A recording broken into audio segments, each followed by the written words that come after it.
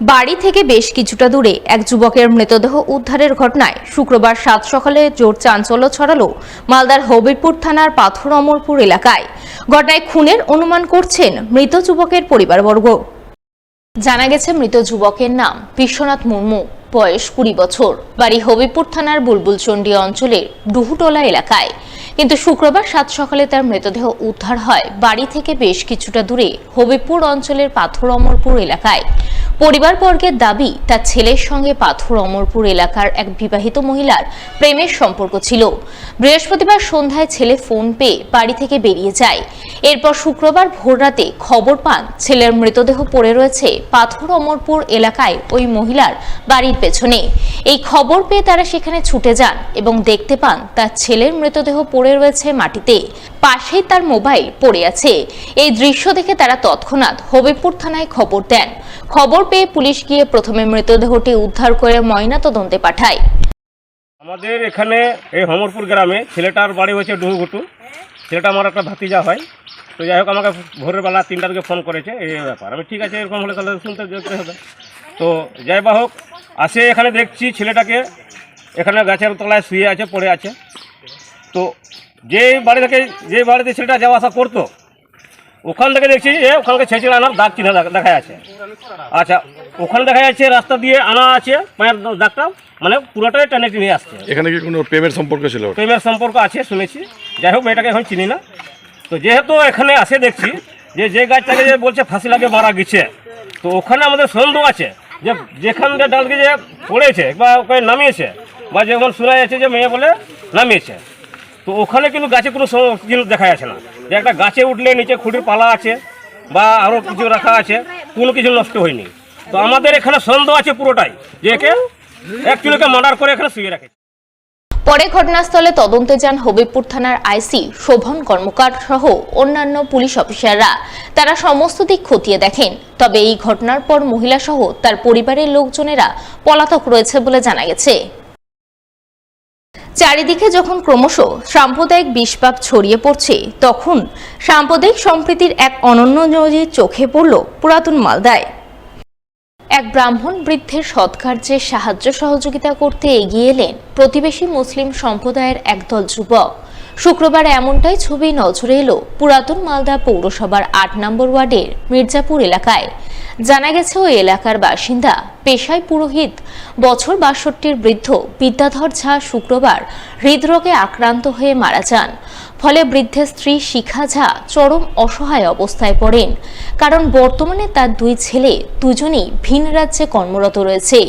2 মেয়ের বিয়ে হয়েছে ভিন রাজ্যে। এই পরিস্থিতিতে মির্জাপুর এলাকার একদল মুসলিম যুবক মৃত বৃদ্ধের সৎকাজ সম্পূর্ণ করতে এগিয়ে আসেন।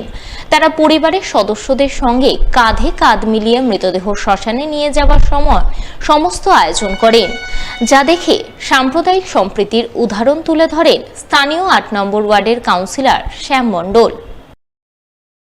আমরা তো ছোট থেকে কাকু বলে আছি, ওনার নাম হচ্ছে বিদ্যাধর ঝা। আচ্ছা, তো বাড়ির পাশে মারা গেছে। তো ছোট থেকে আমাদেরকে মানুষ টানুষ করেছে, তো এখন মারা গেছে, তাই জন্য আমরা এখন এগিয়ে এসেছি। এক ব্রাহ্মণ, বয়স্ক ব্রাহ্মণ, 62 বছর বয়স, পুরোহিত ছিলেন। হ্যাঁ, পুরোহিত বিদ্যাধর ঝা, উনি প্রয়াত হয়েছে।